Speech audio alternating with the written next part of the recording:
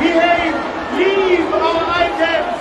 Security, CAF, please witness Esperance terrorizing and tormenting our stadium.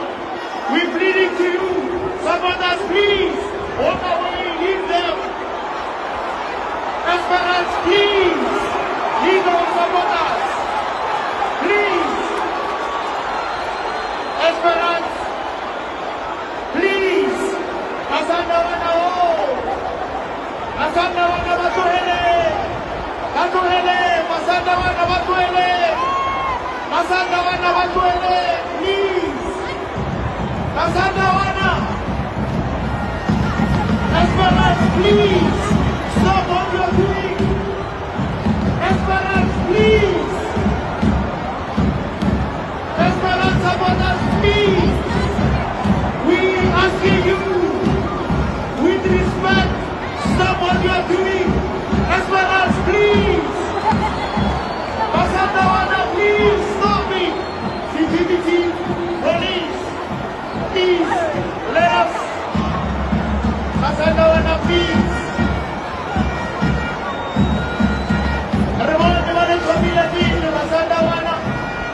Esperance, please stop what you are doing. Hey, please see what Esperance is doing to our stadium. Masanda wana batuele. Itambomo na Masanda wana batuele. Masanda wana behave. We know. Na mtazamaji wa Mega Media TZ, ambapo unaangalia hii video, ni kwamba hao ni Waarabu ambao wameweza kufanya tukio la kuweza kushambulia mashabiki wenzake, nikimaanisha mashabiki wenzake ambao wapo katika timu pinzani, ambapo mashabiki hao ni mashabiki wa Mamelodi Sundowns. Ambapo tunaangalia mchezo, ni kwamba mchezo uliweza kutamatika ambapo Mamelodi Sundowns aliweza kumchapa Mwarabu huyo Mtunisia. Sasa baada ya mchezo kutamatika, kilichokuja kutokea ndio hicho bwana, kuweza kushambuliana, kwa maana ya Waarabu kuweza kuwashambulia wapinzani wao hao Mamelodi Sundowns baada ya kuwachapa, umeona.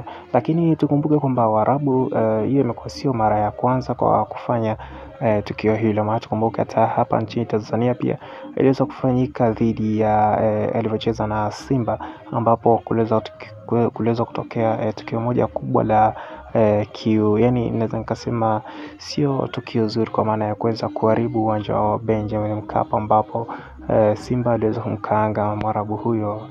Ilikuwa ni timu fulani, nadhani ninapozungumza nayo utakuwa unaelewa ni timu gani hiyo.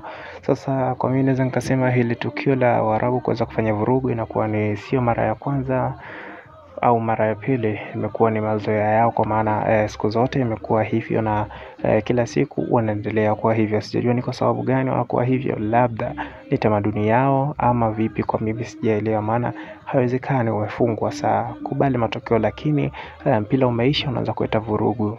Sijajua kwa sababu ya nini, labda tu niseme kwamba utakuwa ni utamaduni wao kwamba wakifungwa lazima walete vurugu hapo uwanjani. So kwa ile tukio ambao umeweza kushuhudia, una maoni gani kuhusiana na hiyo video?